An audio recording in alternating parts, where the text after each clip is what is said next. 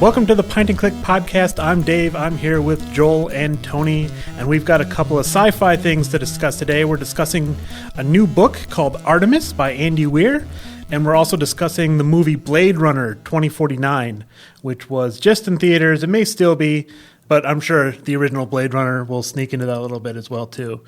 All right, so Artemis is a new science fiction book by Andy Weir, author of The Martian, and it takes place on the moon this time, in a lunar city, and follows another lovably frank protagonist, I would say. So, guys, what do you think of Artemis? I really liked it. There was a good pacing to it, one that kind of started you right in the heat of the action and kept you within it. And like you said, a frank protagonist that kind of was personal and willing to share and overshare and be goofy and... Yeah.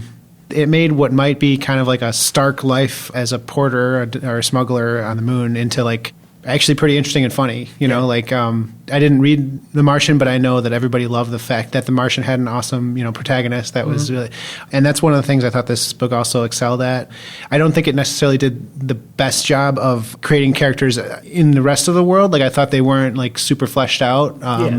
But the story moved along really nicely, and it was really well paced. And I thought like the world was just, like the idea of the colony was really well executed too. Yeah. And it felt like they didn't leave the moon pretty much at all the entire book. There was letters from someone on Earth, but it created a reality that I wouldn't know what a lunar colony would be like. But this is like a really well painted picture of that, and he bridged it into reality pretty well, into our time.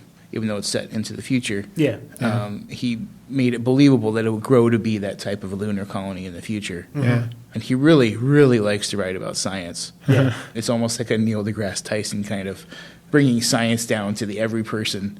But I think that the dialogue and the interaction with people was a little bit, it could have used more. I felt that his dialogue was kind of cardboard.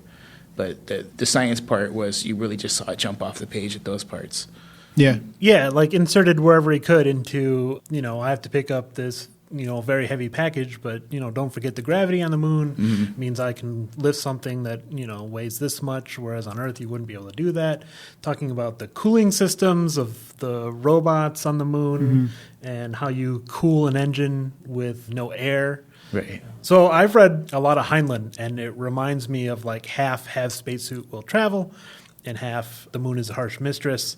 But funny is how I would describe this book. If you like those old sci-fi books, it sticks with that, but it's modern, it's funny, it's sarcastic, as we all are in this modern age, it seems. Yeah.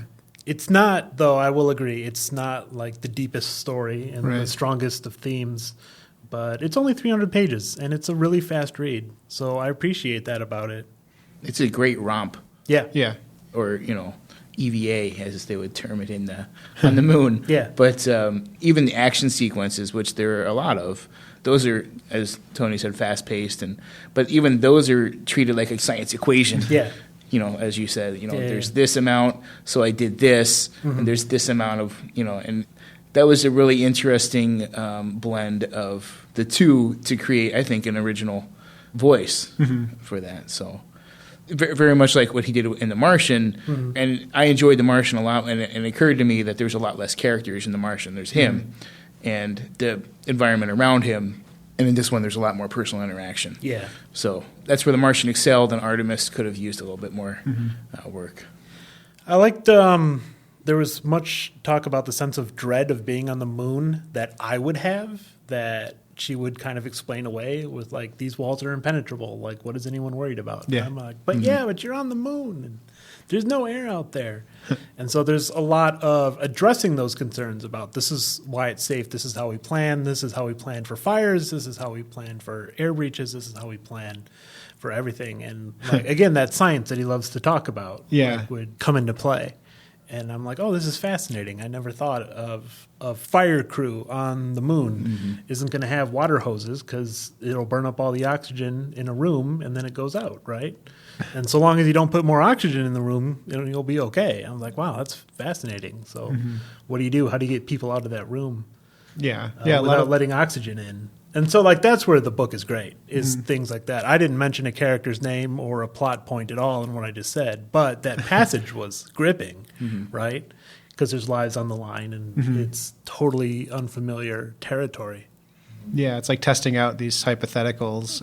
And I even like the details of, like, well, what do you eat? And it's like this, like, reprocessed algae. They call it, like, gunk, yeah.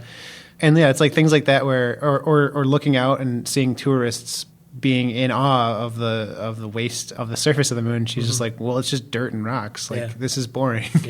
And I think, like, it's cool because it gives you perspective of, like, someone that really understands it, because Jazz is such a scientist and an engineer and a knowledgeable person.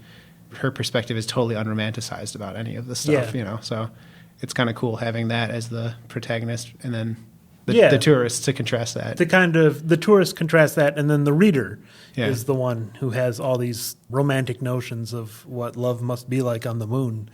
And then it turns out, it's just like this, and that's how it is. Like, it's better or it's worse, or it's good or it's bad.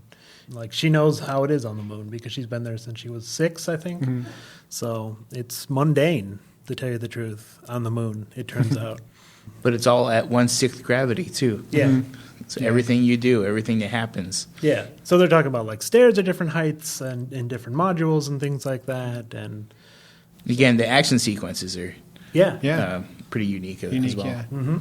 And the threat of, you know, there's no space to hold the criminals, right, on the moon. So it's like you get sent back to your home country and they'll sentence you there. Yeah. And how terrible it would be to go back to full gravity after having lived in 1/6 gravity is like the ultimate punishment. I liked that kind of added aspect of, oh gosh, not Earth, you know. Right. I hate to go back there. Steroids and rehab, yeah. Like that. Like a month in rehab or something, yeah. You know, there was a great similarity when I was reading it between this and Michael Crichton's novel The Sphere, where you had danger in confined spaces that you can't leave, and also like the technical aspect details combined with the natural details around in science. So I thought that was quite reminiscent. That would be, in my head, a decent read-alike. So if you enjoyed Michael Crichton's technical know-how, it's Andy Weir is the same way, only with science instead of technology. Yeah, absolutely. I think that's the major appeal of the book, is these nuggets, these ideas that come like kind of rapid fire, like almost every 3 or 5 pages. There's a new revelation. Revelation you have to make, exactly right, about how life is for them and how it's different from either how I live or how I would expect them to live on the moon. But at the same time, she's going through situations that we all possibly could encounter. Sure. And just in a much different way of doing things. Yeah, it's still a drama, I assure you. But it's the science that really got me excited for this book. So I would say if you liked The Martian, I would recommend this book. If you didn't like The Martian, I would still recommend this book, because I think if you like science, I absolutely recommend this book. It's not the best book I ever read. That's okay. It's a good B+, something like that. I would definitely recommend it to anyone who is on the fence about it. But if sci-fi and the moon is not for you, then maybe let it be. A great second work from Andy Weir. I'm real excited that it could have gone bad for him, because there's talks of sophomore slumps and things like that. But this was fantastic, I think. So that is Artemis. It releases November 17th, I believe. We've ordered plenty of copies for the library, so place your holds and get them from the quick picks and all that good stuff. So next, we're going to talk about Blade Runner 2049. This is a sequel to Blade Runner, and my goodness, is it ever a sequel, I would say. If you haven't seen the first Blade Runner, I would absolutely recommend that you watch it before you watch this Blade Runner, because it picks up kind of right where the first one left off, except for a gap of 20 or 30 years, something like that. But guys, what did you think of Blade Runner 2049? It's speechless. Yeah? It really, and that's why I'm having a little trouble coming up with a word for it. It was just, especially after the Blade Runner, the first one, you're just left with this melancholy yet hopeful, yet you don't know which end is up and that kind of thing. And then Blade Runner 2049 comes along and it illuminates, and yet really just, it's very introspective and a vast outreaching film at the same time. And this is what made me excited about it was that it really followed Blade Runner, the original, with these vast shots of these big buildings and really kind of accentuated the depth of, where can humanity go but up, essentially. If we're going to have to account for more people, we're going to have to build up. But then there's also that desolation, right, of the original Blade Runner, of a world gone wrong, and there's like more room now than there are people. You got a sense of that for Blade Runner 2049, even with the opening scenes of the farms, and you just got this sense of vastness, and I enjoyed that a lot. Yeah, it opened with that long, slow flyover of the solar arrays, right, before it made it to the protein farm. Right. Yeah, this movie is gorgeous, to say the least. The color scheme kind of like slowly shifts every half hour from, blues to yellows to grays to whatever. And that's kind of a joy to watch. The shots are long and slow. They give you time to take in the detail and to feel the weight of what they're putting on the screen. Like the weight of these towers, you can feel it as they loom in the smog. It's got a detective story, which is great, just like the first one. Yep. So you're always kind of in the dark in this movie. You're never really sure what to believe about the case that's being researched. And then it's also Blade Runner, so it's about the nature of reality, and it's about what is and is not a person, and what is and is not true. And so it's like you're kind of in the dark about everything in this movie. And in that regard, I mean, it is a continuation. It is a sequel. I would say even more so than Episode 7 is like a rebooted Star Wars to Episode 6, because this movie has a smaller sort of in a way. It has just the first original movie. I mean, there were director cuts and final cuts of the original movie. So there's the original Blade Runner has so many different interpretations, but this movie we could say doesn't matter which I think interpretation you have. The ambiguity, it's okay if that kind of persists. Yeah, and oh my gosh, it like builds on the motifs of the original so well. And it takes so many of those like touchstones, like you were just saying. It's a detective story. Obviously Deckard is back in this one, but his character is so core to the idea of who's perceiving and how are we perceiving this reality, because he, and in addition to him, but you see it so much in K, the agent, the Blade Runner K. You see more, I think, of the shift going on internally in K in this movie than I think you even saw in the original Blade Runner. I think in Blade Runner, it would kind of allow all of it happened precipitously at the end, maybe. But in 2049, I mean, you just get a really interesting portrait of that same change almost happening within this person. It was more gradual. It's more gradual. In the original one, it seemed kind of like backlogged, or kind of like back-ended towards the end of the film, whereas Gosling's character was just over time, you could see how it was affecting him. Yeah, like scene by scene, he gets more emotional maybe, or more consumed or more obsessive, maybe all those things. He's still acting the same way he did when they established him as a character, but you're starting to see little tells into what's going on, and I thought that was great. Yeah. So if you're not familiar with Blade Runner, the original or the new movie, it's basically about these clones, right? People that are made, not born. And the dissection of whether or not, should they be treated like people? Can they be slaves? Slave labor? Is that unethical? Is it not? Like, where do rights begin and end?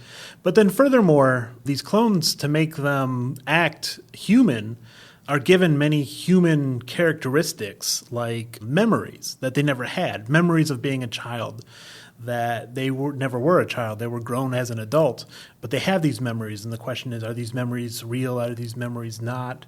And does that make them people? Does that make them not? And that was very much the themes of the first one in terms of like rebellions among them.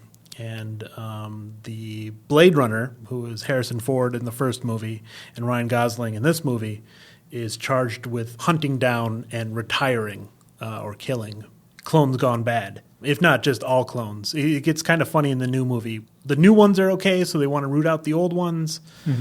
And then Ryan Gosling himself is a clone, a replicant himself. So he's also dealing with racism, people who don't trust him. Obviously, the people he's hunting don't trust him, but then like his neighbors don't trust him, right? Because or his employers. don't trust him, right? And the people he works with, his colleagues don't trust him. And that was calling him names in the hallway, and his baseline tests, exactly, right. And his reaction to it was just amazing. Yeah. If you're a fan of the effects of the original, they're alive and well in the new one. I didn't look into how they made these scenes. I don't know if it was more CG, less CG. I'm not sure.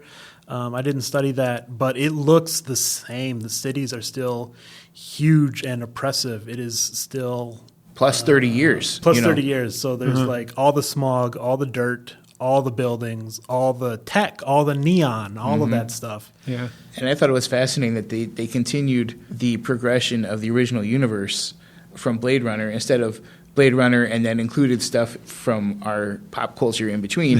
It was still from Blade Runner. Like I saw, there was an ad for Atari. I noticed CCCP on one of the. So it was as if the Soviet Union never fell. Yeah. And I love that. I thought they were just being very true to that universe. Yeah, the writers and the directors must have written a Bible about, thou shalt not infringe on the original Blade Runner. These things exist, these things do not. And put in as many Sony references, of course, as possible. I saw a little product placement there. Right. They made the movie, so they had a couple of the big ads were Sony ads. I thought the acting throughout this movie was phenomenal, even like great and small. I loved David Bautista, who was the farmer at the very beginning. I mean, I love this guy because I love Guardians, and he is a hilarious oaf in Guardians of the Galaxy 1 and 2. But in this one, he delivers a line that sticks with you for the whole movie. And it's amazing to me that he's come that far. Edward James almost skips in for a scene, and you're on the edge of your seat because he makes you wait for every word that he says. Jared Leto was terrifying, I think. He's a man that speaks only in riddles, and it's not made clear like what he really does. He's in charge, but is he brilliant? Is he cunning? Is he ruthless? Is he all these things? Like, he doesn't really... Is he in his right mind? Yeah. Is like psychotic? I mean, you just never knew what was going to come out of him. Right. And so, like, you get to understand... Wallace is his name. You get to understand his motives by watching his subordinates and their actions betray what his motives are. And that's very interesting to me. He just kind of, sets things in motion and then just lets them happen. I suppose as a good manager may do, instead of micromanaging himself. But just like, there will be silence and no reaction from him, but they carry out acts that are hideous sometimes, and you have to remind yourself that this is Wallace at work. Right. His alien, very alien, like pupil dilation that they did with contacts, and I'm sure effects in some way, but he's integrating with computers too at this point where it's like he's a programmer running a program with these things, and to me it's like he's becoming more of the thing that he's like subordinating more and more. So it's like this question of, I think, goes back to what Joel started with like, is he trying to make a better humanity, or is he corrupting the image of like what humans are capable of by like doing terrible things, right? Like his vision has kind of driven him to that point, to that madness. So. Well, and there's a theme of, and it's right from Philip K. Dick, who wrote the novel that this is all based on. Right. But it's the question of Philip K. Dick asking, who is God? And related, are we God? Can we be God? More importantly, and that's what I think the fascination of, can we make humans like ourselves, and how realistic can we make them? And we can even go and implant memories and so forth, and even go beyond further than that. And that's just a huge theme of, like you were saying, Wallace wants to go take it to another dimension. Yeah. There's a line where he's like, I've already made life on 9 worlds possible through the expansion of the replicants, but he's like, but I still haven't done anything because I haven't figured out. And then there's like the whole plot of the movie is him trying to figure out how life was made, through replicants and all that. So. But one of the other parallels I just noticed, because you brought up the line that the protein farmer said in the start, is there was the really poetic and most kind of the crux of Blade Runner was the speech by the replicant at the end there too, where he was kind of grasping on for his life because they were programmed to live 4 years. Those like the models and that. So he died of old age, but he was like he had a moment that he was able to impress his humanity basically on Deckard in that last moment. I've seen things you wouldn't believe. All these moments lost in time. Yeah, that's Doesn't matter where memories come from. Doesn't matter that you have them. You know, these are just... Those are the questions that Kay struggles with, right? Exactly. They're the brain twisters that you came out from Blade Runner, and 2049 just gives you a whole bunch of new ones. Keeps it going. It is every bit a sequel, and it is fantastic in this age of reboots and remakes and start-overs and sequels nobody wanted. This is a sequel that I did not want until I saw it, and I said, "No, this is phenomenal. This is great. This is what sequels should be." Is to carry on the story. It didn't retell it. It didn't rehash those themes. Those themes in Blade Runner still exist, and you can go watch the first one if you want to grapple with those themes. If you want to grapple with these themes now, come to 2049 and have a whole new set of moral quandaries laid on you. Yeah. I thought there was a little bit going back to the book with the replication of, I think they felt, in the book, there was a war called World War Terminus that ended everything, and they were going for, it wiped out animal life. And so animal life is almost sacred, where everyone has to own a pet. And if you can't afford a real pet, you have to have an electric pet. And there again, can we make pets as lifelike? Can we make animals lifelike as possible? Sure. And then there was an echo of that in Blade Runner with Edward James Olmos's character doing the origami, which I thought was fantastic. It was just kind of like taking that theme from the book, because the book was somewhat dated, and they updated it, and they kept some of the things, and they kind of echoed. And there is a bit of that in the new movie too, and I was really happy to see that there was almost like a stamp of authenticity. So with Harrison Ford's character, there was some of the animal theme that went through with that. That's true, yeah. So that's Blade Runner 2049. It sounds like we were all awestruck by it and maybe even overwhelmed by it. Yeah. There's a lot of, if you like it, there's a lot of the movie to like. Yeah. It's 2 hours and 44 minutes long. Yeah. So I dreaded that going in. I was like, I don't know if I stay awake for this entire movie. But then, yeah. In the theater, I saw it and just had the volume turned way up, and it was just like a musical, sonic, visual experience. Yeah. I'm delighted that I saw it in the theater because there's some crushing audio in that movie that really should be experienced in the theater. It really it was mood enhancement, really, the music. Yeah. It was just sonic mood adjustment. Yeah. It was really crazy. Yeah. Sure. So if you haven't seen it yet, go see Blade Runner 2049. If you're interested in other things Blade Runner, we've got the original at the library. You can check that out, or you can check out Philip K. Dick, Do Androids Dream of Electric Sheep? Okay, so that'll do it for the Pint and Click podcast. Thank you, everybody. We'll see you next time.